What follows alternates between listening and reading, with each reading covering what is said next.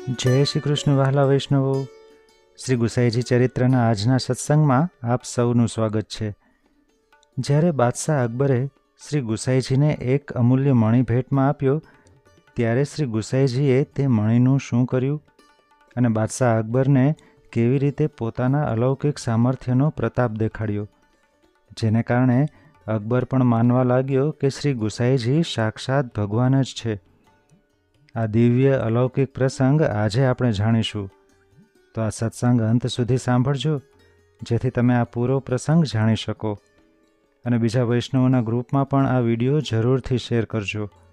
અને વિડીયોને લાઈક કરી કમેન્ટ બોક્સમાં મને જય શ્રી કૃષ્ણ લખીને જરૂર મોકલજો.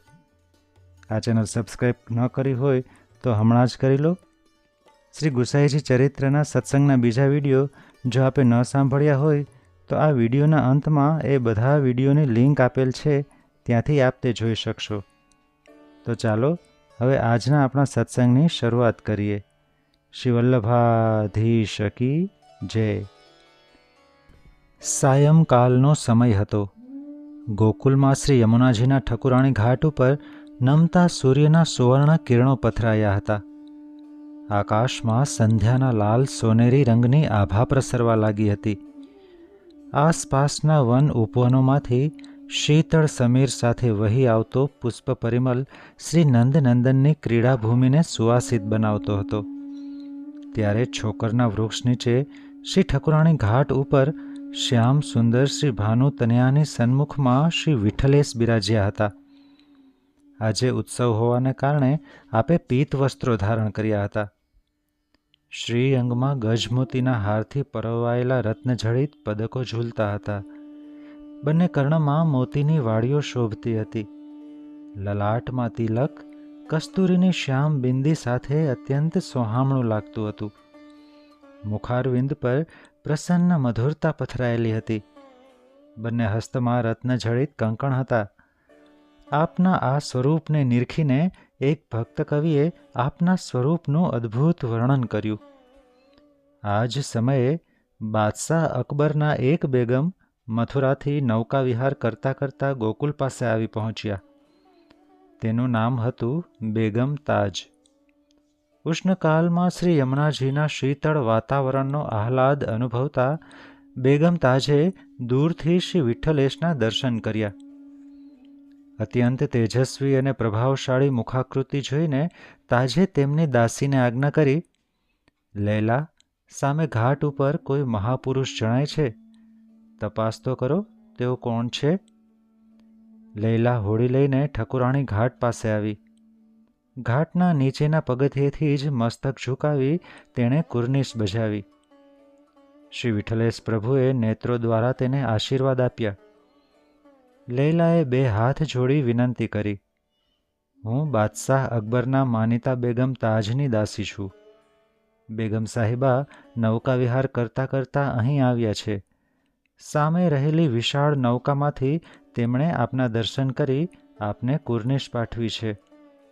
તેઓ આપનો પરિચય જાણવા ઉત્સુક હોવાથી મને આપની પાસે મોકલી છે. શ્રી વિઠ્ઠલેશના ખવાસ હરિદાસે કહ્યું, બાઈ, તમારા બેગમને કહેજો કે અમારા ગુરુનું નામ શ્રી વિઠ્ઠલનાથજી છે. તેઓ જગતગુરુ શ્રી વલ્લભાચાર્યજીના પુત્ર છે. વ્રજમાં સૌ કોઈ તેમને શ્રી પ્રભુચરણના નામે જાણે છે. અમારે મન તો તેઓ સાક્ષાત ભગવાન શ્રી કૃષ્ણ જ છે. લૈલા આ સાંભળી ઘડીભર આશ્ચર્યચકિત બની ગઈ. તેણે ફરી મસ્તક નમાવી કુર્નિશ બજાવી. તે હોડીમાં બેસી વિલાસ નૌકા તરફ પાછી ફરી. તેણે જઈને બેગમ તાજને આ બધા સમાચાર આપ્યા. તાજ કહે, લૈલા, હું અહીં દૂરથી એ મહાપુરુષના દર્શન કરી રહી છું. તેમના સેવકની વાત બિલકુલ સાચી જણાય છે. ગોકુલનો એ કનૈયો જ ફરીથી આ સ્વરૂપે પ્રગટ થયો છે. અલૌકિક સ્વરૂપ છે. આવું તેજ બીજા કોઈ ઓલિયા પુરુષના મુખ પર મેં આજ સુધી જોયું નથી. તું શ્રી પ્રભુચરણ પાસે પાછી જા. તેમને મારા વતી ફરી પ્રાર્થના કર કે મને એવું તાવીજ આપે જેનાથી બાદશાહ અકબર સદાય મારે વશ રહે. બાદશાહ મારા સિવાય બીજા કોઈની વાત સાંભળે નહીં. એવો કોઈક મંત્ર તું લઈ આવ. લૈલા ફરી પાછી ઠકુરાણી ઘાટ પાસે આવી. તેણે શ્રી વિઠ્ઠલેશ પ્રભુને વિનંતી કરી. આપ મંદ મંદ સ્મિત કરતા ઘડીભર શ્રી યમુનાજીના દર્શન કરી રહ્યા. આપે ખવાસને આજ્ઞા કરી, પત્ર અને કલમ લઈ આવો. કંકુમાં કલમ બોડી આપે પત્ર પર વ્રજ ભાષામાં એક દુહો લખીને તાવીજમાં મૂકીને આપ્યો.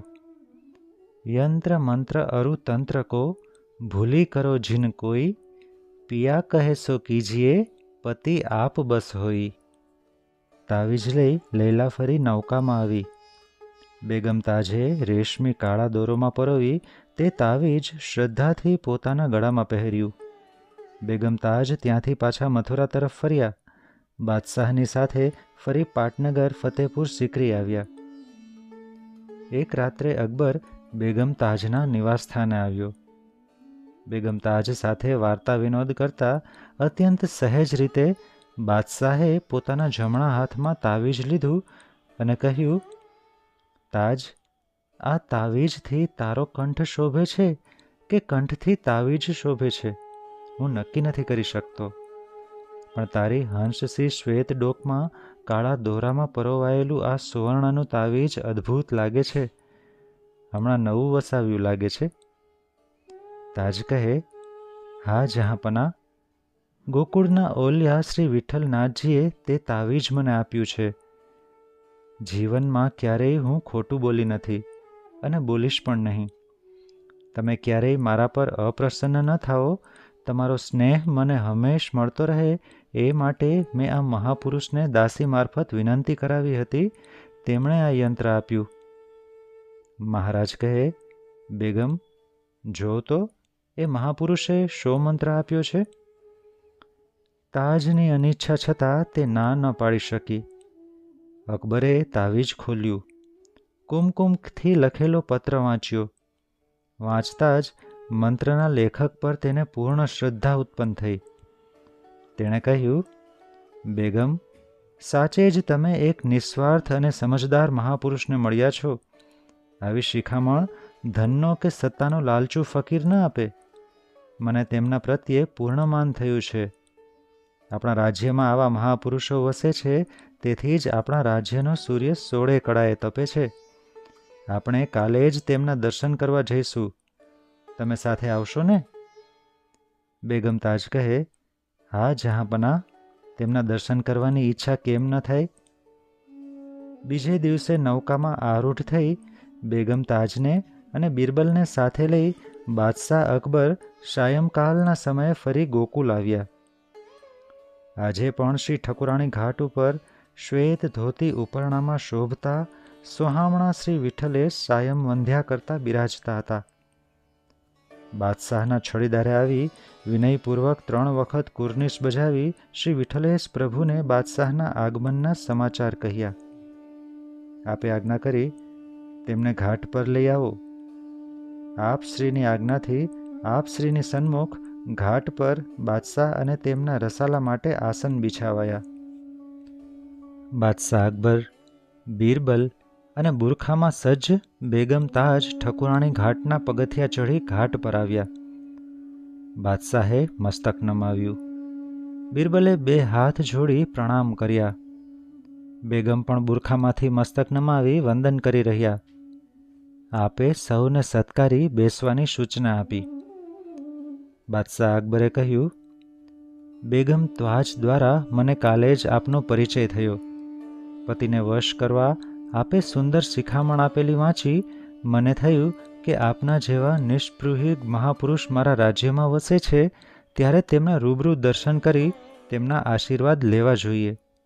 તેથી આવ્યો છું. મહાપુરુષ પાસે ખાલી હાથે ન જવાય, માટે આપને માટે આ એક અમૂલ્ય મણિ ભેટ આપું છું.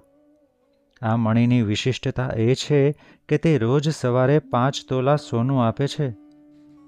આપ તો ગૃહસ્થ છો. આપ મણિ રાખો, આપને ઘણો ઉપયોગમાં આવશે. મખમલની સુંદર ડબ્બીમાં મૂકેલ મણિ બાદશાહે શ્રી ગુસાઈજીના ચરણારવિંદની પાસે ધર્યો. શ્રી વિઠ્ઠલેશ મખમલની ડબ્બી હાથમાં લઈ ખોલ્યા વિના બાદશાહની સામે દ્રષ્ટિ કરીને પૂછ્યું, બાદશાહ, શું આ મણી આપે મને હંમેશ માટે આપી દીધો છે? હા મહારાજ, એ મણી હવે આપનો જ છે. શ્રી વિઠ્ઠલેશ પ્રભુએ 3 વખત બાદશાહને ફરી ફરીને પૂછ્યું. બાદશાહને થયું કે શું મારી વાતમાં તેમને વિશ્વાસ નથી આવતો, તેથી 3 વખત પૂછે છે? છતાં તેણે વિવેકથી 3 વખત હા કહી. શ્રી વિઠ્ઠલેશ પ્રભુએ બાદશાહ પરથી પોતાની દ્રષ્ટિ ઉઠાવી શ્રી યમુનાજીના તરંગ ભુજ કંકણ ઉપર દ્રષ્ટિને સ્થિર કરી. મખમલની ડબી જમણા હસ્તમાં લઈ ઠકુરાણી ઘાટના પગથિયા ઉતરવા લાગ્યા. સૌને નવાઈ લાગી. આપ જલમાં થોડે દૂર જઈ જમણા હસ્તથી ડબી શ્રી યમુનાજીના જલમાં પધરાવીને પાછા આવ્યા, પોતાના આસન પર ફરી બિરાજ્યા. બાદશાહ અકબરને આ જોઈ ઘણો ગુસ્સો આવ્યો. તેણે મનમાં વિચાર કર્યો, શું મારી ભેટની આ કદર? એ કોઈ ત્યાગી કે સંન્યાસી તો નથી. એમના કંઠમાં પણ કિંમતી રત્નહાર છે. તેમણે મારી ભેટ જલમાં ફેંકી દઈ મારું જ નહીં, મારી રાજ્ય સત્તાનું પણ અપમાન કર્યું છે. પરંતુ અકબર વિવેકી હતો. એક ક્ષણ ગુસ્સાને પી ગયો અને કહ્યું, મહારાજ, તમારે તે મણી નહોતો રાખવો તો મને પાછો આપવો હતો. ભેટનો અસ્વીકાર કર્યો હોત તો મને આટલું દુઃખ ન થાત. મને મારો મણી પાછો આપો. શ્રી વિઠ્ઠલેશ મંદ મંદ સ્મિત કરવા લાગ્યા. આપે કહ્યું, આવો બાદશાહ, તમારો મણી તમને પરત કરું. શ્રી વિઠ્ઠલેશ ફરી ઠકુરાણી ઘાટના પગથિયા ઉતરવા લાગ્યા. સાથે બાદશાહ પણ છે.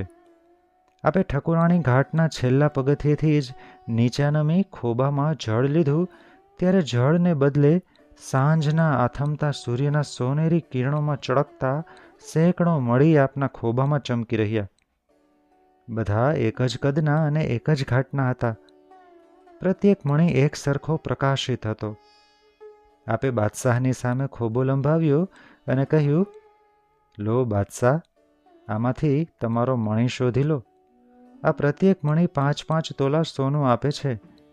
તમારો જે મણી હોય તે તમે લઈ લો. બાદશાહ અકબરનો ક્રોધ અદૃશ્ય થઈ ગયો. તેના હૃદયમાં શ્રી વિઠ્ઠલેશ પ્રભુચરણ માટે પારાવાર શ્રદ્ધા પ્રગટી. તેને ખાતરી થઈ કે આ કોઈ દેવદૂત નથી, આ કેવળ પરમાત્માનો મોકલેલો ફરિશ્તો નથી. આ પોતે જ સાક્ષાત અલ્લાહ છે, ઈશ્વર છે.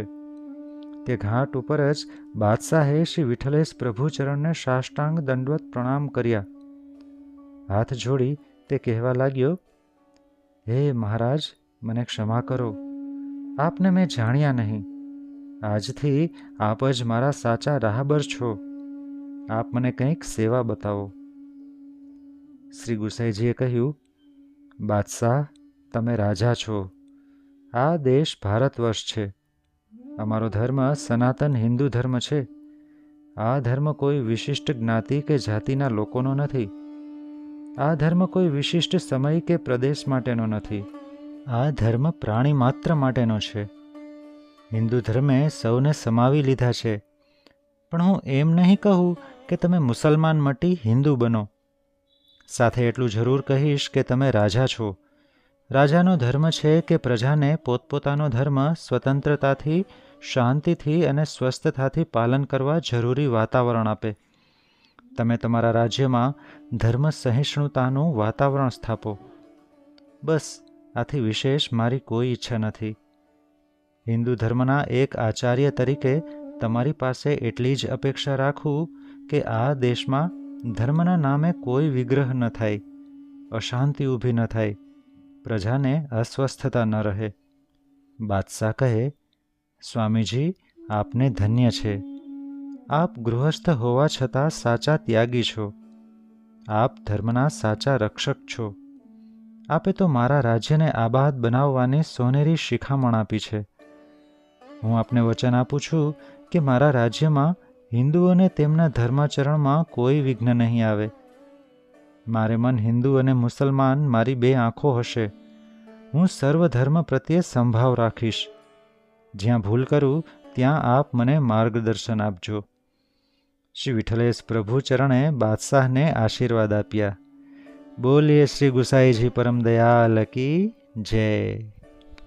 વૈષ્ણવો, ઉપર વિડીયોમાં શ્રી ગુસાઈજી ચરિત્રના બધા ભાગોની લિંક આપેલ છે. તેના પર ટચ કરશો તો તે બધા વિડીયો ખુલી જશે. અહીંથી આપ તે જોઈ શકશો. અત્યારે સત્સંગમાં વિરામ લઈએ. સર્વે વહાલા વૈષ્ણવોને જય શ્રી કૃષ્ણ.